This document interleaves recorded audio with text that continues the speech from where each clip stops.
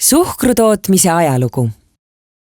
Keegi ei tea täpselt, millal algas suhkruroo lugu Uus-Guineas, aga seal see ilmselt algas. Tegemist on suhkruroo selle tüvevormiga, millele Carl von Linné on andnud teadusliku nimetuse Sacharum officinarum. Uus-Guineast levis see 8000. kuni 4000. aastal enne meie aega edasi ülejäänud Kagu-Aasiasse ja Vaikse ookeani saartele ning seejärel Indiasse ja Hiinasse. Algselt suhkruroogu lihtsalt näriti ja saadi magus sel teel kätte. Hindud õppisid roogu purustama, sellest siirupit keetma ja seda kristalliseerima. Eurooplased tutvusid suhkruga Aleksander Suure India retke ajal, mis toimus 327. aastal enne meie aega. Esmamulje oli vapustav. Indias kasvab taim, mis ilma mesilasteta annab mett. Peatselt kirjutasid suhkruroost ka Kreeka ja Rooma kroonikud. Aristotelese õpilasel Theophrastusel on säilinud märkus, et Indias kasvab taim, mis sarnaneb pilliroole ja mis annab magusat soola. Indiast levis suhkruroo kasvatamine Hiinasse ja sealt 5. sajandil Pärsiasse. Araablased töötlesid 8. sajandil juba suurel hulgal suhkrut. Sealt levis suhkru tarvitamine Egiptusesse ja Vahemere maadesse. Hiinas nimetati suhkrut algselt kivimeeks. Egiptuses tunti seda India soola nime all. Araabia invasioon läände tähendas Euroopa ja suhkru vahekorras pöördepunkti. Koos Põhja-Aafrika ja tähtsate Euroopa alade okupeerimisega tungis suhkruroog Vahemere maades kõikjale. Esimesena Euroopas hakkasid suhkrukaubandusega tegelema veneetslased. 1100. aastast alates toimis see linnriik väga edukalt kaubanduse sõlmpunktina. Veneetsia trumbiks oli kontroll Vahemere sadamate ja kaubateede üle ning tulusad suhkrualased ärisidemed. Suhkur voolas sinna kokku kõigilt Vahemere kallastelt. Hispaaniast ja Marokost läänes, Tuneesiast ja Sitsiiliast lõunas, Damaskusest ja Antiookiast idas ning Konstantinoopolist. Juba 966. aastal ehitati Veneetsiasse suur suhkruladu, kust veeti suhkrut omakorda välja Kesk-Euroopasse, Musta mere äärde ja Slaavimaadesse. Kui suhkrusaadetis jõudis Veneetsiasse, oli see sageli lisanditest must ja vajas müügikõlbulikkuse taastamiseks teistkordset rafineerimist. 3. rafineerimine toimus juba sihtkohas. 15. kuni 17. sajandil rajati rafineerimiskojad kõigisse tähtsamatesse Euroopa sadamalinnadesse. Kriis puhkes 1453. aastal, mil Osmanid türklased vallutasid Konstantinoopoli ja lõikasid läbi vanad kaubateed idast Euroopasse. Veneetsias hinnad tõusid ja varud ammendusid. Vahemere piirkonna suhkrutootmine, millele olid aluse pannud araablased ja mida nüüd juhtisid eurooplased, käis sõja, katku, tehnoloogilise seisaku ja halva majandamise tõttu alla. Türklaste triumf Konstantinoopolis langes kokku Euroopa suurriikide esimeste koloniaalseiklustega.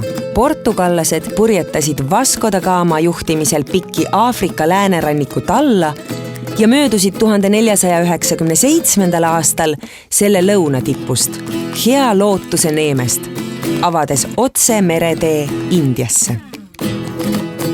Portugaallased Enrique meresõitja juhtimisel istutasid suhkruroogu Madeirale, saarele, kus selle ajani inimasustus puudus. Istandusi rajati veel troopilisele Sao Tome saarele Aafrika läänerannikul, Assooridele ja hiljem Brasiiliasse. Hispaania järgis naabermaa eeskuju ja alustas suhkruroo töötlemist Kanaari saartel.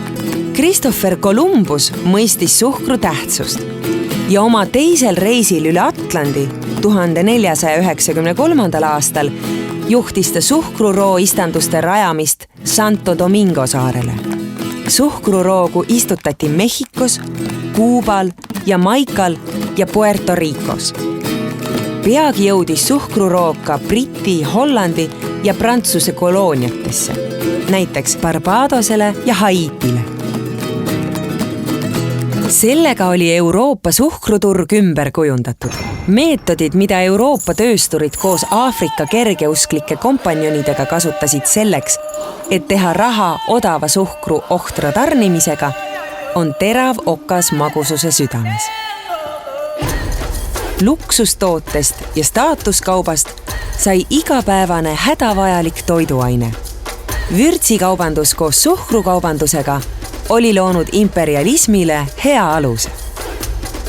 Töömahuka protsessina nõudis suhkru tootmine tööjõudu.